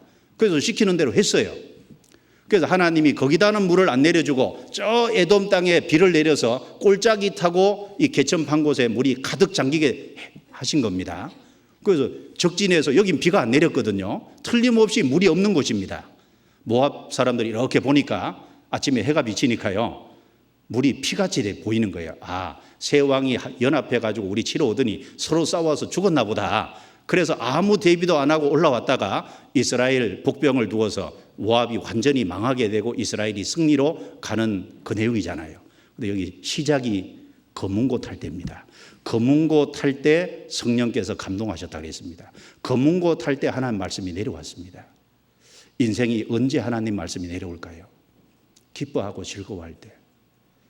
인생에게 언제 하나님 말씀이 내려올까요? 정말 주님 앞에 구속의 은혜에 감사할 때. 인생이 언제 하나님 말씀이 내려올까요? 참으로 하나님 앞에 무릎 꿇고 하나님을 높일 때 하나님 말씀이 내려옵니다. 가만히 보세요. 언제 주일 말씀이 잘 들려요? 주님의 은혜에 기뻐하고 즐거워하고 감사할 때, 주님 앞에 자기를 낮추고 주님을 높일 때, 그때 주님 말씀이 마음에 잘 들어오잖아요. 그리고 주님 말씀이 깨달아집니다. 인생의 주님의 역사를 경험하게 됩니다. 그렇지 않습니까? 검은 곳 할 때입니다. 성경 역대하 20장을 보겠습니다. 역대하 20장.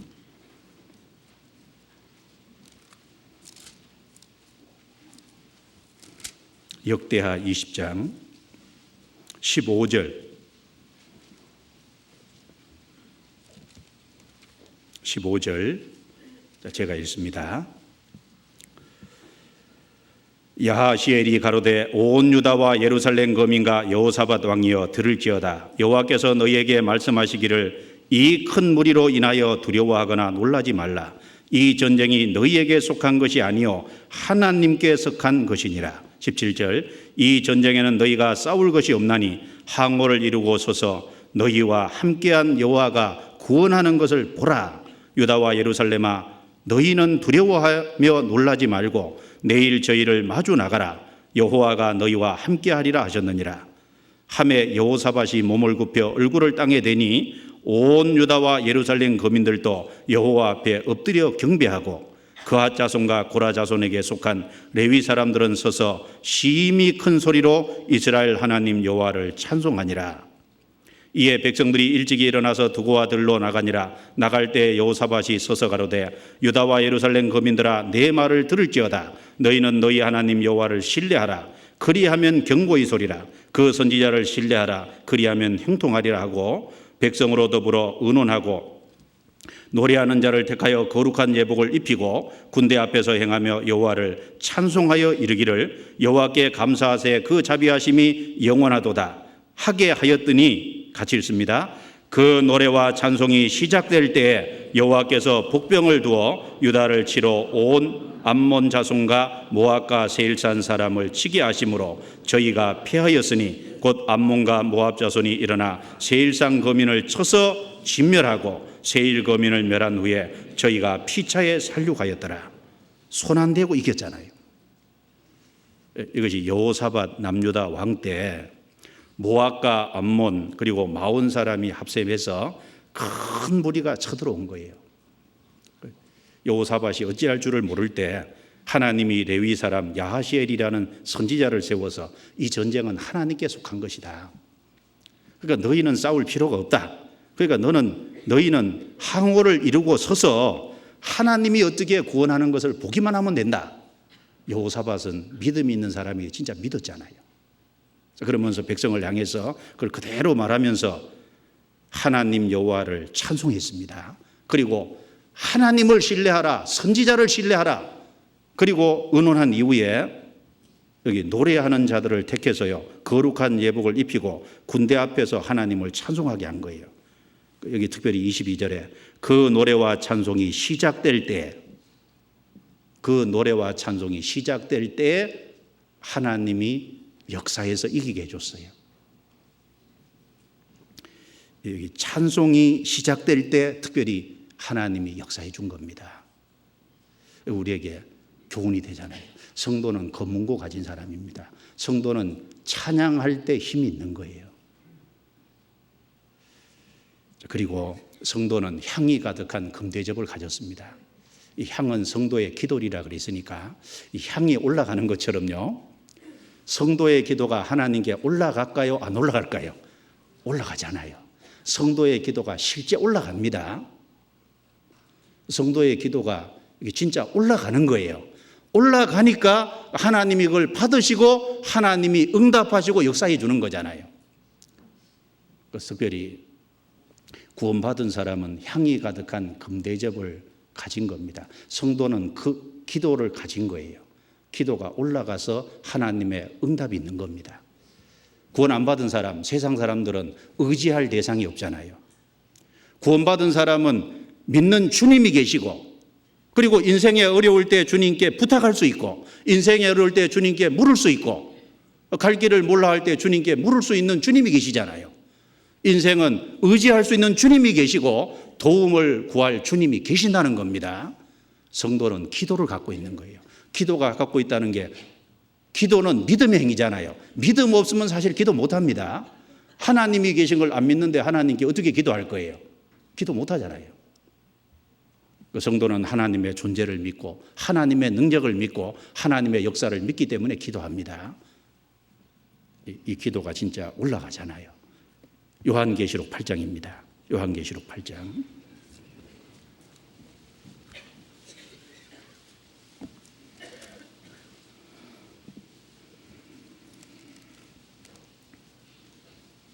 요한계시록 8장 3절 4절입니다. 또 다른 천사가 와서 제단 곁에 서서 금 향로를 가지고 많은 향을 받았으니 이는 모든 성도의 기도들과 합하여 보좌 앞에 금단에 드리고자 함이라. 향연이 성도의 기도와 함께 같이 읽습니다.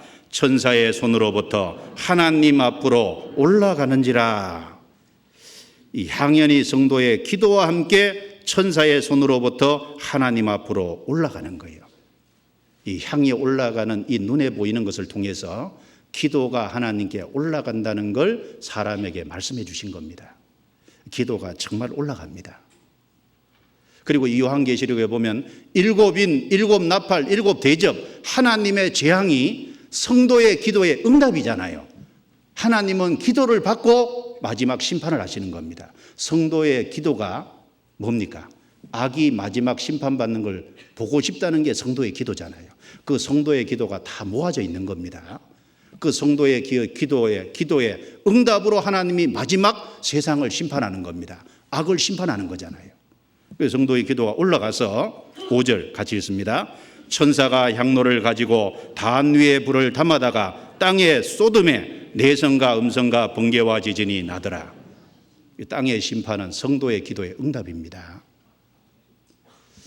심판에 대한 악이 망하고, 그러니까 이제 의가 승리하는 걸 성도는 보고 싶은 것이 그게 기도의 내용 중에 하나잖아요. 주님은 그 기도를 받아두십니다. 향이 가득한 금대접의 성도의 기도들이라, 특별히 마지막까지 하나님이 기도를 모아두시는 그 내용 중에 하나가 악이 심판받고 의가 승리하는 걸 보고 싶다는 그 기도를 지금까지 다 모아두시거든요. 그리고 그 마지막 기도 응답으로 이 7년 환란에 엄청난 재앙을 내리시는 겁니다. 그 성도의 기도가 효력이 있는 거예요. 그러니까 이제 심판의 기도만 효력이 있는 것이 아니라 이 세상에 살아가는 동안에도 성도의 기도는 올라가고, 그리고 그 성도의 기도로 응답이 계속 내려오고 있잖아요. 언제 성도가 정말 힘 있는 삶을 사냐? 자기 힘으로 사는 게 아니라 주님께 기대고 주님께 의지하고 주님께 묻는 그 사람이 힘 있는 생을 살잖아요. 어디 갈 때, 어떤 일을 결정할 때 어떻게 합니까? 물어야죠. 묻는 사람이 힘 있는 인생을 사는 겁니다. 주님의 의지하고 주님의 도움을 구하는 사람이 힘 있는 인생을 사는 거예요. 성경에 도울 힘이 없는 인생 의지하지 마라 그랬습니다. 그 사람이 사람에게 기대면 안 됩니다. 우리가 주님 앞에 가면 알게 될 거예요. 우리의 기도가 어느 정도 응답을 가져야 지금은 잘 모릅니다. 근데 주님 앞에 가면 다 드러나지 않겠어요? 그 성경 시편 141편 한번 봅시다. 2절. 다윗도 이렇게 기도했죠?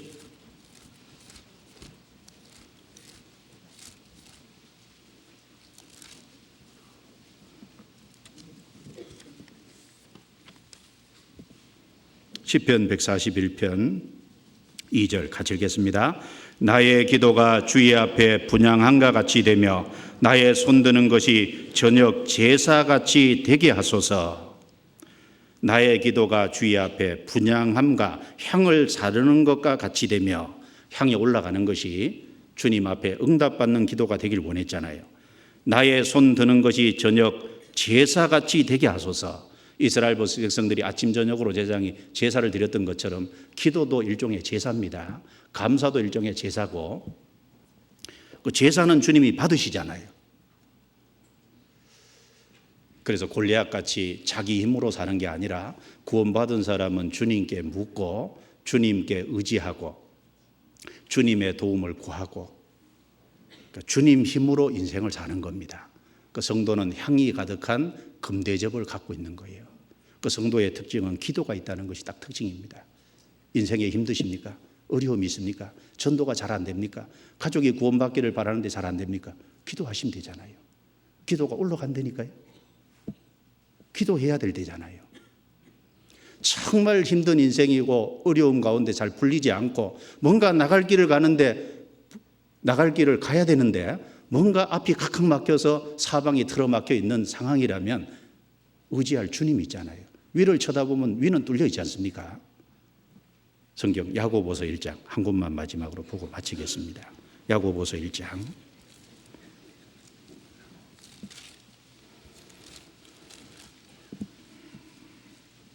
5절부터 8절입니다. 5절부터 8절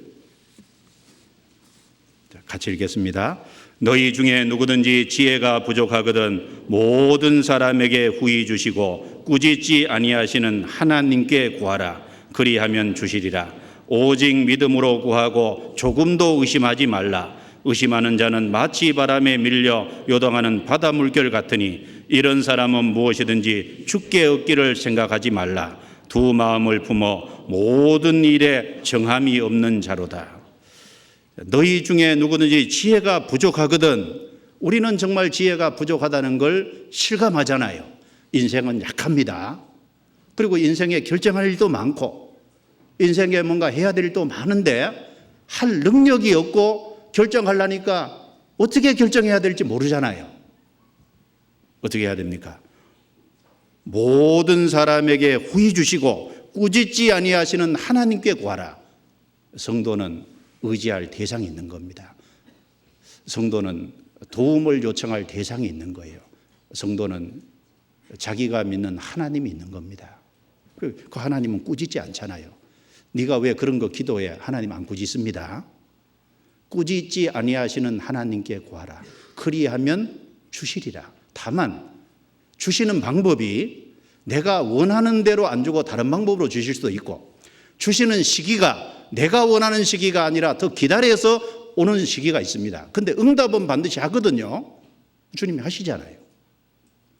어떤 식으로든지 응답하십니다. 그런데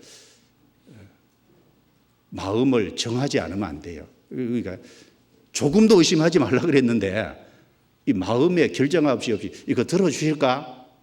의심하면서 기도하면 하나님 안 드신다 그랬잖아요. 마음에 정함이 없는 자로다. 정함이라는 게 깨끗함이 아니라 마음에 딱 결정이 없이 드리는 기도하는 것은 주님 안 받으시잖아요. 주님 말씀에 마음을 정하고 주님 뜻이 확실하면은 주님께 구하면 됩니다. 그래서 오늘 검은고와 향이 가득한 금대접이라는 제목으로 성경을 살펴봤는데 24장로들은 신구약 성경을 대표하는 사람들이고 그 성도의 특징은 찬양과 기도를 가졌다는 겁니다. 그 세상 사람하고 다른 거잖아요. 성도는 참으로 구속에 대해서 기뻐하고 즐거워하는 구속의 은혜에 대해서 감사하는 정말 하나님을 높여하고 하나님을 경배하는 그 사람이 참으로 성도입니다. 그러니까 검은고를 가진 거예요. 그리고 의지할 대상을 가졌잖아요. 향을 가진 것처럼 기도를 가졌습니다. 그 두 가지 가지고 있으니까 그 세상 사람하고 다른 거고 힘 있는 인생을 살 수 있습니다. 자, 기도드리고 마치겠습니다. 하나님 감사합니다. 오늘 하나님 말씀을 통해 주의 뜻이 어디에 있는지 살펴보고 또 교훈을 받게 해주신 것을 감사합니다. 우리로 주님께 기도할 수 있게 하시고 구속의 은혜로 찬양하고 주님을 높이고 경배할 수 있게 해주심을 감사합니다. 우리의 인생이 그렇게 온전히 될 때 더 능력 있게 살게 해주신다는 약속을 믿습니다. 우리가 더욱 주님 앞에 무릎을 꿇을 수 있게 도와주시고 더욱 주님의 도움을 의지하고 의탁하는 생을 살게 해 주옵소서. 우리의 가정 또 개인 삶 모든 것에 함께 하셔서 주님 영광을 나타내 주옵소서. 주님 오시기 전에 더 많은 사람이 구원받고 더 많은 곳에 전도되는 것을 보게 하시고 이 모든 것을 하나님의 영광을 위해서 이루도록 이끌어 주시옵소서. 주께 의탁합니다. 우리를 구원해 주신 주 예수님 이름으로 기도드리옵니다. 아멘.